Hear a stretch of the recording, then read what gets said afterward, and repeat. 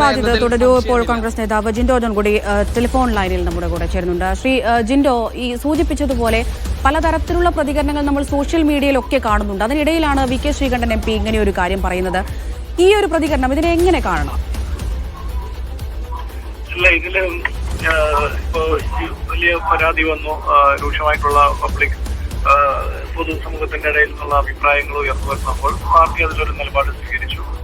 രാഹുൽ മാങ്കൂട്ടത്തിൽ സംസ്ഥാന അധ്യക്ഷ സ്ഥാനത്ത് നിന്ന് രാജിവെക്കുന്ന സാഹചര്യമൊക്കെ ഉണ്ട്. ആ സമയത്തും അതിനു മുമ്പും അതിനുശേഷവും പാർട്ടിയുടെ പ്രഖ്യാപിത നിലപാട് പരാതി ഉന്നയിച്ചവരെ വ്യക്തിപരമായി ആക്ഷേപിക്കുകയോ അധിക്ഷേപിക്കുകയോ ചെയ്യുന്നതല്ല. ഈ പരാതിയുടെ മെറിറ്റ് അന്വേഷിച്ച് സംഘടനാപരമായിട്ടുള്ള നടപടികളിലേക്ക് പോകും എന്നുള്ളത് തന്നെയാണ്. അതിനപ്പുറത്ത് ഇന്നിപ്പോ അദ്ദേഹം സംസാരിച്ചപ്പോ അദ്ദേഹത്തിന് അത് ഞാൻ വിചാരിക്കുന്ന മനഃപൂർവ്വം പറഞ്ഞതായിരിക്കില്ല എന്ന് തോന്നുന്നു. അദ്ദേഹത്തിന് അത് അശ്രദ്ധമായിട്ട് വന്നിട്ടുള്ള ഒരു പരാമർശമായിരിക്കും. എന്തായാലും അതൊരു പക്ഷേ പരാതിക്കാരുടെ വസ്ത്രധാരണത്തെ കുറിച്ചൊക്കെ എടുത്തു പറഞ്ഞുകൊണ്ടുള്ള ഒരു പ്രതികരണം അത് നമുക്ക് അങ്ങനെ അംഗീകരിച്ചു കൊടുക്കാൻ കഴിയില്ലല്ലോ. തീർച്ചയായിട്ടും അതൊരു കോൺഗ്രസ് നിലപാടിനോടൊപ്പമുള്ള ഒരു നിലപാടല്ല. അതൊരു ഇന്നത്തെ ഒരു രാഷ്ട്രീയ സാഹചര്യത്തിൽ പ്രത്യേകിച്ച് കാലഘട്ടത്തിനനുസൃതമായിട്ട് പറയുന്ന ഒരു അഭിപ്രായമല്ല എന്ന് തന്നെയാണ് നമ്മുടെ ധാരണ. അത് അന്നൊരു യാദൃശികമായി വന്നിട്ടുള്ളൊരു ശ്രദ്ധക്കുറവ് കൊണ്ട് വന്നിരിക്കുന്ന ഒരു വാക്കായിരിക്കാം. അതിനപ്പുറത്ത് ആ വാക്കുകളോട് ഒന്നും ഒരു കാരണവശാലും യോജിക്കാൻ പറ്റില്ല.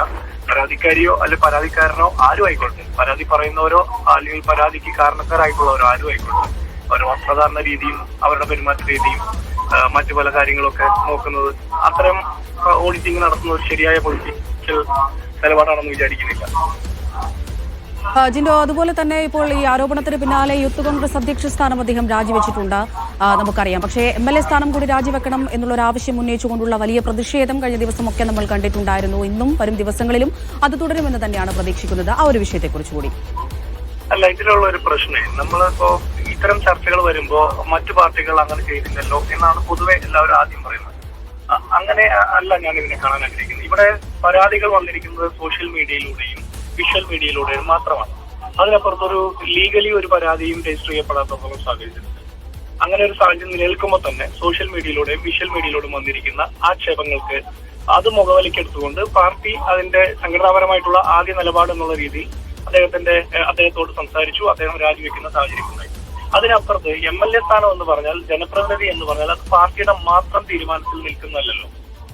നാളെ ഇവർക്ക് അദ്ദേഹത്തിനെതിരെ ആർക്കും പരാതി ഇല്ലെങ്കിൽ, അല്ലെങ്കിൽ ഇപ്പോൾ പരാതി പറഞ്ഞിട്ടുള്ള ആളുകളുടെ പരാതി നാളെ കോടതിയിലോ അല്ലെങ്കിൽ മറ്റേതെങ്കിലും ലീഗൽ നിലപാടുകളിലേക്ക് പോയി അവിടെയൊക്കെ രാഹുൽ മാങ്കൂട്ടത്തിന്റെ ഭാഗം സാധൂകരിക്കപ്പെടുകയും അദ്ദേഹം പരാതിയിൽ കുറ്റക്കാരനല്ലെന്ന് തോന്നുകയും വന്നാൽ, അങ്ങനെ ഒരു നിലപാട് സ്വീകരിക്കപ്പെട്ടാൽ MLA സ്ഥാനം തിരിച്ചു കൊടുക്കാൻ പറ്റുന്നതല്ലല്ലോ. അപ്പോൾ പാർട്ടിയുടെ സ്ഥാനമാനങ്ങൾ എന്ന് പറഞ്ഞാൽ പാർട്ടിയുടെ പരിശോധനയിൽ അത് പരിശോധിക്കുകയും അദ്ദേഹം മോശമായിട്ടുള്ള പ്രവൃത്തി ചെയ്തിട്ടുണ്ടെങ്കിൽ നടപടിയെടുക്കും. അല്ലാത്ത ഒരു സാഹചര്യം ഉണ്ടെങ്കിൽ തിരിച്ചു കൊടുക്കാൻ പറ്റുന്നതാണ്. പക്ഷേ ശ്രീ ജിൻഡോ, നമുക്കറിയാം തദ്ദേശ തെരഞ്ഞെടുപ്പ് അടുത്തിരിക്കുന്നു, അടുത്ത വർഷം ഇതാ തെരഞ്ഞെടുപ്പ് വരാനിരിക്കുന്നു. അപ്പോൾ ജനത്തെ കൂടി കൺവിൻസ് ചെയ്യേണ്ടത് വളരെ അത്യാവശ്യമല്ലേ? തീർച്ചയായിട്ടും ജനത്തെ കൺവിൻസ് ചെയ്യുക എന്നുള്ളത് അത്യാവശ്യം തന്നെയാണ്. അതിൽ രാഷ്ട്രീയ പാർട്ടി എന്നുള്ള നിലയിൽ ഞങ്ങളുടെ നിലപാടെടുത്തിട്ടുണ്ട്.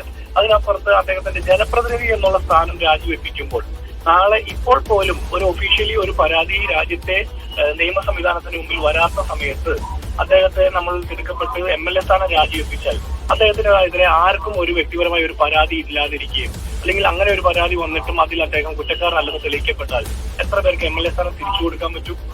അതിലൊരു ഒരു പ്രശ്നമുണ്ട്. ഇത് കോൺഗ്രസിന്റെ മാത്രം നിലപാടാണെന്ന് ഞാൻ വിചാരിക്കുന്നില്ല. കേരളത്തിലെ എല്ലാ രാഷ്ട്രീയ പാർട്ടികളും മുൻകാലങ്ങളിൽ എടുത്തിട്ടുള്ള നിലപാടുകളും അങ്ങനെ തന്നെയാണ്. എന്ന് വെച്ചിട്ട് ഇതിന്റെ ഒരു ധാർമ്മികമായ സ്റ്റാൻഡിൽ നിന്ന് ഞങ്ങൾ പുറകോട്ട് പോകുകയൊന്നും അല്ല ചെയ്യുന്നത്. അപ്പോൾ ഞാൻ ചോദിക്കുന്നത്, കേരളം ഭരിക്കുന്ന സർക്കാരിനെ പിന്തുണയ്ക്കാത്ത ഒരു MLA ആണ് രാഹുൽ മാങ്കൂട്ടത്തിൽ.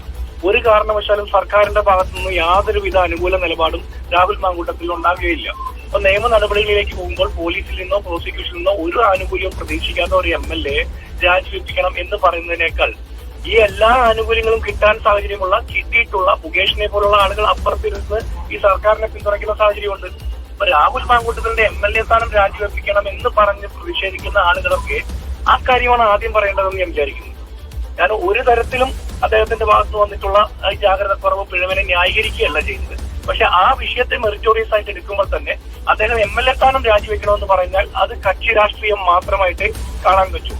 അപ്പൊ ആ രീതിയിൽ തന്നെ അതിനെ നമ്മൾ അഡ്രസ് ചെയ്യേണ്ടി വരും. ഓക്കെ, വളരെയധികം നന്ദി ശ്രീ ജിൻഡോ ജോൺ പ്രതികരിച്ചതിന്. ഏതായാലും യൂത്ത് കോൺഗ്രസ് അധ്യക്ഷ സ്ഥാനം അദ്ദേഹം രാജിവെച്ചിട്ടുണ്ട്. ഈ സൂചിപ്പിച്ചതുപോലെ തന്നെ MLA സ്ഥാനം രാജിവെക്കണമെന്നാവശ്യപ്പെട്ടുള്ള വലിയ പ്രതിഷേധത്തിലേക്ക് തന്നെയാണ് യുവജന സംഘടനകൾ ഉൾപ്പെടെ കടന്നിരിക്കുന്നത്. അതിനിടയിലാണ് VK ശ്രീകണ്ഠന്റെ ഇത്തരത്തിലുള്ള ഒരു പരാമർശം കൂടി വരുന്നത്.